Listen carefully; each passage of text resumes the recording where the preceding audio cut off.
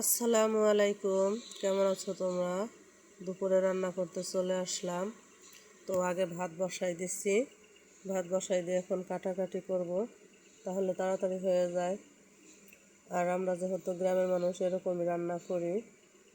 তো রান্না করার জন্য প্রস্তুতি নেওয়া হইতেছে। আগে ভাত বসাই দিয়ে তারপরে তরকারি কাটবো, বাটা পাটা সব মানে আমরা এভাবেই করি। তো এটাই আপনাদের সঙ্গে শেয়ার করলাম।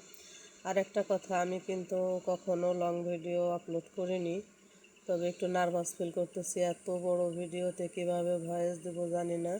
আর প্রচুর গরম, তাই একটু ফ্যান আইনে রাখছি। সব কাটাকাটি কমপ্লিট। কিছু পাঁচমিশালি শাকও ছিল। কাটাকাটি করতে করতে দিক দিয়ে ভাত উতলাই গেছে। আর আমাদের বাড়ির পাশের পরিবেশটা কিন্তু খুবই সুন্দর। আমি রান্না করতেছি আর আমার বাবা ঘরে বসে খেলতেছে। এরকম একা একা খেলতেছে, যাই দেখবানে ঘরের অবস্থা খারাপ। তো যাই হোক, আজকে রান্না করবো গরু মাংস আর দেশি শাক। আগে এই মাংসটা রান্না করে নেই, ভাত রান্না তো হয়ে গেছে। তো গ্রামে আমরা যেভাবে রান্না করি সেটাই আপনাদের সঙ্গে শেয়ার করি। আমাদের রান্না হয়তো ভালো হয় না, তাই আমাদের কোনো লাইক কমেন্ট হয় না, নাকি বুঝি না। আমার কড়াইটা কালো দেখে কেউ পছন্দ করে না।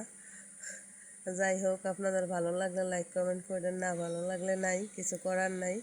আপনাদের ভালো লাগুক আর না লাগুক, ভিডিও তো বানাইতেই হবে। তো অনেক চেষ্টা করার পরে একটা লং ভিডিও বানাইছি আর ভয়েস দিতেছি। ভয়েস দিতে যাই তো খুব কষ্ট হইতেছে, এত বড় ভিডিওতে কীভাবে ভয়েস দেব।